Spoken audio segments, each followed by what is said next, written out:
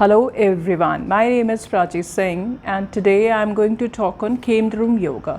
दोस्तों, केमद्रुम योग होता क्या है, ये बनता कैसे है, अगर ये बनता है तो इसके उपाय क्या हैं और इसके परिणाम हमें क्या झेलने पड़ सकते हैं।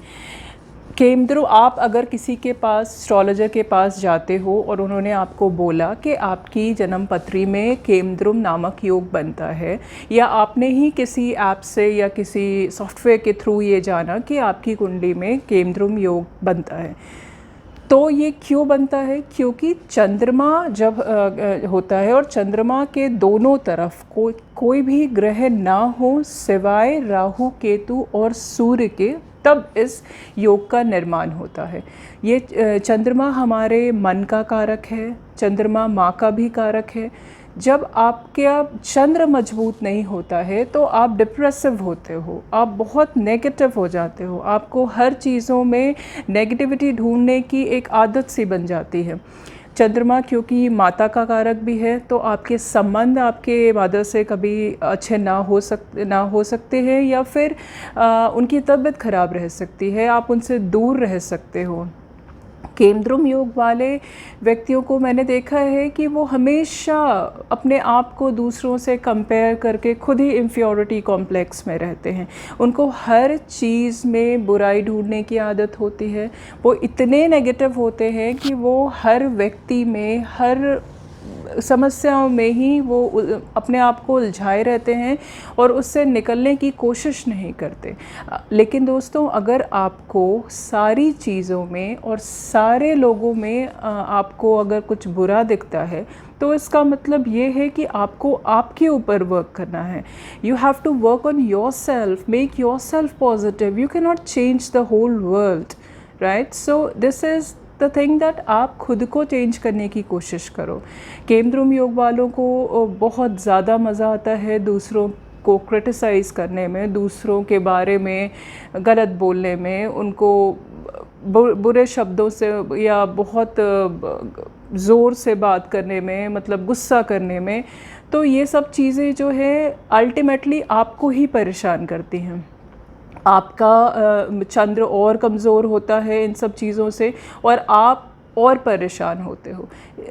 अगर आपके कुंडली में केमद्रुम योग है तो आप सबसे पहले अपने गुरु, अपने इष्ट और अपने माता पिता का सम्मान करना शुरू करें।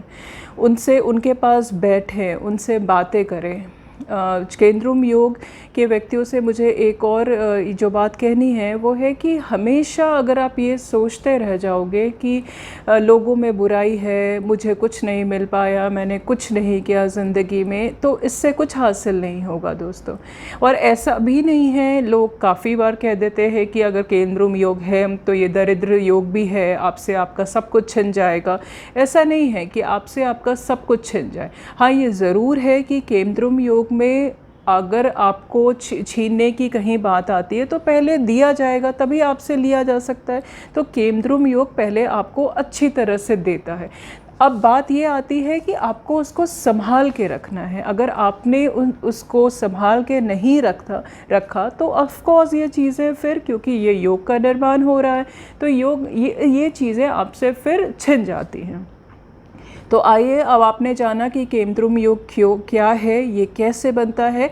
अब ये ज़रूरी है जानना कि अगर हमारी कुंडली में केमद्रुम योग है तो हम उससे कैसे छुटकारा पा सकते हैं, या कम से कम उसके असर को कैसे कम कर सकते हैं। सबसे पहले, जैसे मैंने आपको बोला कि आपको अपनी सोच को पॉजिटिव करना होगा। No matter what, you have to change your thoughts. You have to change your mind. You cannot see negative always. You cannot talk negative always. Shiv जी की पूजा केमद्रुम योग का एक अद्भुत और सरल उपाय है दोस्तों। शिव की पूजा करें, शिव पार्वती की पूजा करें, शिव का जलाभिषेक करें। ओम नमः शिवाय, शिवाय नमः ओम से बोलकर आप शिवलिंग पर दूध और जल अर्पित करें।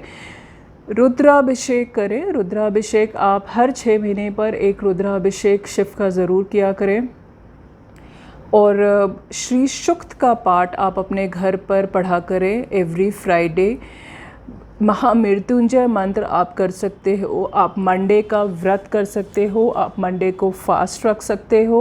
और कुछ प्रैक्टिकल भी उपाय है, कुछ प्रैक्टिकल रेमेडीज़ है दोस्तों, जिस पे मैं हमेशा बिलीव करती हूँ। मैंने हमेशा देखा है कि आप चाहे कितने बड़े बड़े भी उपाय कर लें, अगर आपने कुछ प्रैक्टिकल चेंजेस अपने में नहीं किया तो वो नहीं काम आता। बाद में आप थोड़े दिन के बाद किसी बड़े पूजा से फिर आते हुए कि ऑक्सीजन की तरह होता है। आप गए, आपने कोई बड़ी पूजा करा ली, 6 महीना आप ठीक रहते हो, फिर 6 महीने के बाद प्रॉब्लम शुरू हो जाती है। तो उससे बेटर ये है कि हम कुछ प्रैक्टिकल अप्रोच भी अपनी लाइफ में लाएं।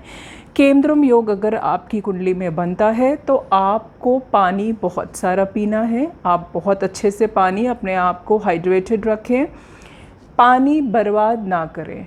ये नहीं कि आपने एक गिलास पानी पिया, जैसा मैं हमेशा बोलती हूँ, चंद्र को ठीक करना है तो पानी की बर्बादी को रोको। गए, आपने पिया, आप फिर गए, आपने सिंक में वो बॉटल, गिलास या बॉटल जिसमें भी आपने पिया, आपने बचा हुआ पानी फेंक दिया। This is not good. आप योगा करें, आप मेडिटेशन करें, आप लॉन्ग वॉक पे जाएं, आप प्राणायाम करें, और सबसे बड़ी बात, आप अपनी माता के चरण को प्रातःकाल स्पर्श किया करें। Touch feet of your mother early morning or whenever you feel like. Sit with her, talk with her, उनकी समस्याओं को समझने की कोशिश करें, अपनी समस्याओं को उनसे शेयर करें, उससे अपने संबंध को ठीक करने की कोशिश करें। और एक बात और बहुत ज़रूरी है कि आप किसी भी छोटी बातों का, कहते हैं ना, तिल का ताड़ बनाना, वो मत करें। अब हर समस्या को अगर आप बढ़ा दोगे तो ऑफकोर्स वो बढ़ती चले जाएगी।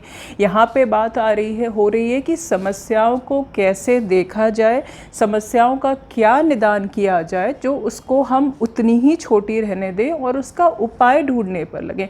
ना कि ये कहते रहें हर लोगों से या अपने आप से बार बार कि मेरे साथ ये हो गया, मेरे साथ वो हो गया। This is only going to weaken, this is only going to weak your Chandra, this is not going to help you out in any ways. So friends, अगर चंद्र आपकी कुंडली में ख़राब है और ये केमद्रुम योग बना रहा है तो आप थोड़ा सा सतर्क हो जाएं, और जो मैंने आपको उपाय अभी बताया है उसे आप प्लीज़ एक बार अपना के 6 महीने अपनी लाइफ में देखो। आप खुद ही देखोगे कि आपकी लाइफ में काफ़ी चेंजेस आने शुरू हो गए।